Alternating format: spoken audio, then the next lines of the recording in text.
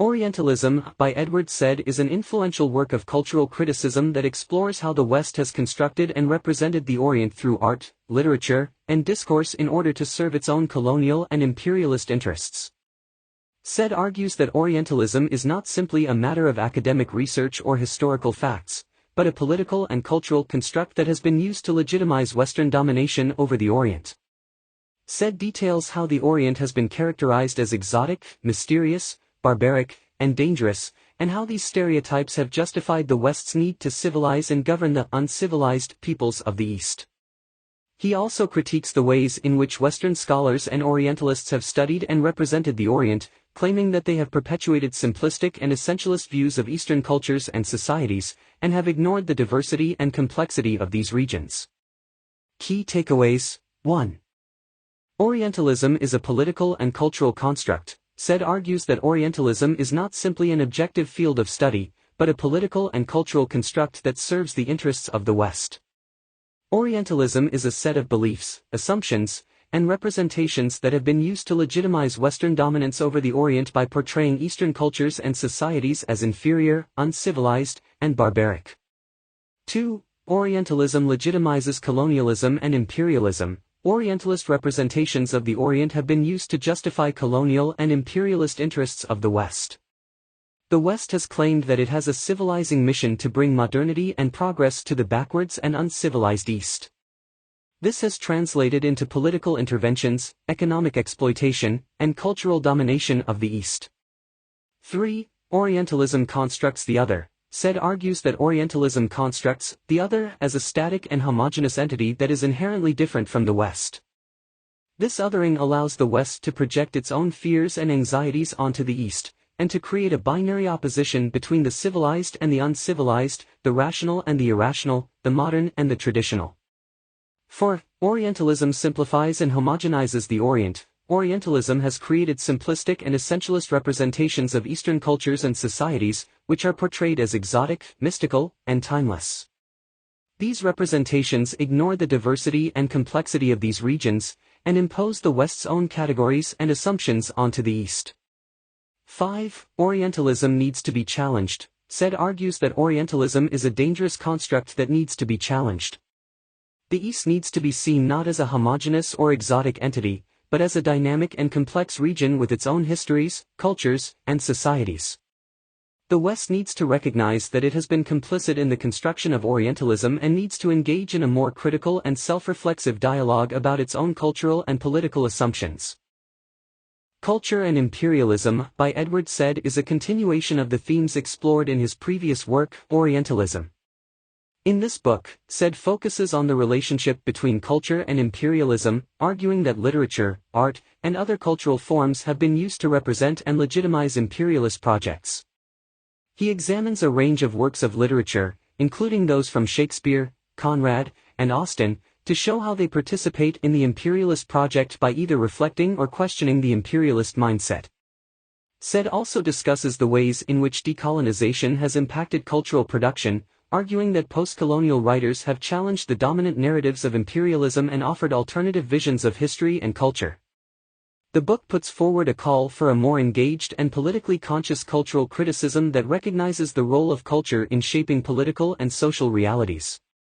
Key takeaways: 1. Culture is intertwined with imperialism. Said argues that culture has been a key tool in the service of imperialism. Literature, art, and other cultural forms have been used to create and reinforce imperialist ideologies, justifying and legitimizing the imperialist project. 2. Literature reflects and critiques imperialism. Said examines a range of works of literature, both from imperialist and post-colonial contexts, to show how they participate in or challenge imperialist ideologies. For example, he shows how Conrad's Heart of Darkness reflects imperialist attitudes towards the other, while also offering a critique of the imperialist project. 3. The impact of decolonization on cultural production. Said discusses the ways in which the process of decolonization has impacted cultural production, creating new modes of representation that challenge the dominant imperialist narratives. Post-colonial writers, such as Chinua Achebe and Toni Morrison, have challenged the representations of the other found in Western literature and offered alternative visions of history and culture. 4. The need for a politically engaged cultural criticism, said argues that cultural criticism needs to be more politically engaged, recognizing the role that culture plays in shaping political and social realities. Cultural critics need to be aware of the ideological and political assumptions that underpin cultural productions and engage in critical analysis that moves beyond mere aesthetic appreciation. 5. The importance of dialogue, said emphasizes the importance of dialogue between cultures in creating a more inclusive and just world. Dialogue involves, first and foremost, a recognition of the other's humanity and cultural richness. Said argues that the West needs to engage in a more self-reflective dialogue with the East in order to achieve a more nuanced and complex understanding of culture and history. Benedict Anderson's Imagined Communities, Reflections on the Origin and Spread of Nationalism, is a groundbreaking work in the study of nationalism. In the book, Anderson argues that nations are not natural or objective entities but rather imagined communities that are constructed through shared cultural symbols, political practices, and historical narratives. He explores the historical processes that gave rise to nationalism, such as the development of print capitalism and the decline of religious affiliations, and the ways in which nationalism continues to shape our understanding of identity and belonging. Anderson's analysis challenges conventional wisdom about nationalism and suggests that it is a cultural and social phenomenon that should be studied on its own terms. Imagined Communities has been widely influential in the fields of history, political science, and cultural studies, and it remains essential reading for anyone interested in understanding the complexities of modern nationalism. Key takeaways. 1. Nationalism is an imagined community. Anderson argues that nations are not objectively existing entities but rather imagined communities that are constructed through shared cultural symbols and practices. These symbols and practices are reproduced and circulated through a range of institutions such as the media, schools, and cultural organizations. 2. The development of print capitalism played a key role in the rise of nationalism. Anderson argues that the development of print capitalism in the 18th and 19th centuries helped create a shared language and cultural symbols that contributed to the spread of national consciousness. The printing press allowed for the mass production of books, newspapers, and other printed materials that were circulated widely and contributed to the emergence of a common national culture. 3. Nationalism emerges from the decline of religious affiliations. Anderson suggests that the decline of religious affiliations in Europe created a need for new forms of belonging and community. As people stopped identifying solely with their religious affiliations, they began to look for other ways to connect with one another, and this created an opportunity for the growth of nationalist sentiment. 4th, nationalism is a powerful force in shaping political reality. Anderson's analysis highlights the crucial role that nationalism plays in shaping political realities. Nationalist discourses and symbols often shape political debates and decision-making processes, and they are often used to justify or legitimize certain policies or actions. 5. Nationalism is constantly evolving. Anderson argues that nationalism is not a static entity but rather a dynamic and evolving phenomenon. Nationalism has taken different forms in different historical and cultural contexts, and it continues to change and adapt to new social and cultural conditions. Anderson suggests that studying nationalism requires an understanding of its historical roots but also an awareness of its ongoing evolution.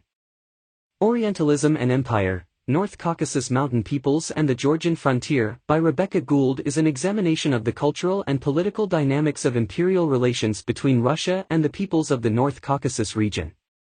Gould explores the ways in which Orientalist discourse has been used to justify the Russian Empire's conquest and subjugation of the peoples of the Caucasus, and how this discourse continues to shape contemporary socio-political dynamics in the region.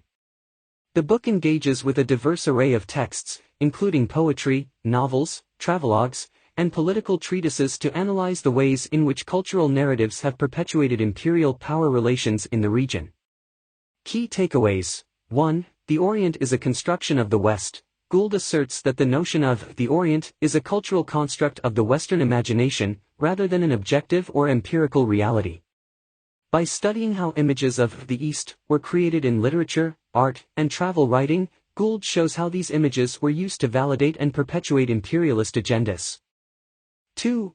Imperialism depends on Orientalist discourse. Gould argues that an essential component of imperialism is the creation and perpetuation of a discourse of Orientalism.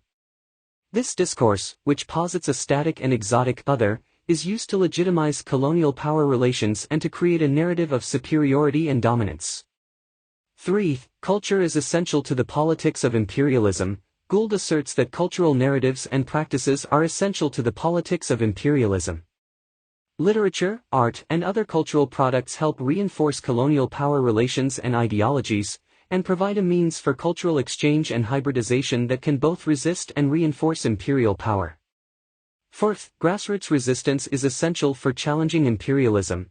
Gould suggests that grassroots resistance movements can offer an alternative to imperial power relations by creating counternarratives and developing new cultural practices that challenge the Orientalist discourse. These movements can create spaces for new forms of cultural exchange and hybridization that promote cooperation and mutual understanding. 5. Culture is both the battleground and the site of reconciliation. Gould argues that while culture has been a site of imperial conquest and subjugation, it can also be a space for reconciliation and cooperation. Cultural exchange and dialogue between peoples and communities can facilitate understanding and political engagement that can challenge and transform imperial power relations. Overall, Gould's Orientalism and Empire provides a valuable contribution to the fields of post-colonial and cultural studies, as well as to the study of imperialism in general. The book offers a nuanced and detailed analysis of the ways in which cultural narratives have shaped political dynamics in the Caucasus region, and offers insight into how these dynamics can be understood and transformed. Orientalism, a reader edited by Ian Almond, is a collection of foundational essays and excerpts that explore the concept of Orientalism. The book draws on the work of Edward Said, who introduced the term Orientalism in his seminal Orientalism, a reader edited by Ian Almond is a collection of foundational essays and excerpts that explore the concept of Orientalism. The book draws on the work of Edward Said, who introduced the term Orientalism in his seminal 1978 book of the same name. The essays and excerpts included in this reader offer a critical examination of the ways in which the West has constructed the Orient as a cultural and political entity that is inferior to the West. Through exploring how these constructions were made, the collection exposes the ways in which Orientalism has been used to justify imperialism, colonialism, and hegemonic power relations. Key takeaways. 1. Orientalism is a hegemonic discourse. Almond argues that Orientalism is a hegemonic discourse that has been used to maintain power relations between the West and the East. The construction of the Orient as inferior, exotic, and primitive has been used to legitimize the West's domination over non-Western countries, societies, and cultures. 2. Orientalism is a product of colonialism. Many of the essays in the collection highlight the close relationship between colonialism and Orientalism.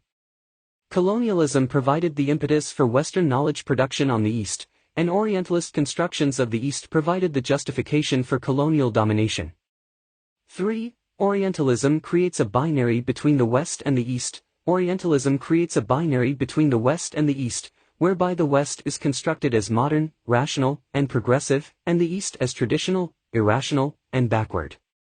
This binary perpetuates a narrative of Western superiority, while also rendering the East as a homogeneous entity that is devoid of nuance, complexity, and diversity. 4. Orientalism perpetuates stereotypes. The collection highlights the ways in which Orientalism perpetuates harmful and destructive stereotypes of the East and its peoples. These stereotypes have been used to justify economic and political exploitation, as well as cultural domination and homogenization. 5. Orientalism can be resisted. While the collection is critical of Orientalism and its damaging effects, many of the essays offer strategies for resistance. Some argue for a reconceptualization of the East, focusing on its local, regional, and national differences to resist Western hegemony. Others emphasize the importance of political activism in resisting hegemony and promoting social justice. Overall, Orientalism, a reader, provides a valuable introduction to the concept of Orientalism and its impact on Western perceptions of the East. The collection, with its diverse range of essays and excerpts, offers a comprehensive overview of the debates surrounding Orientalism and provides a foundation for further reading and exploration.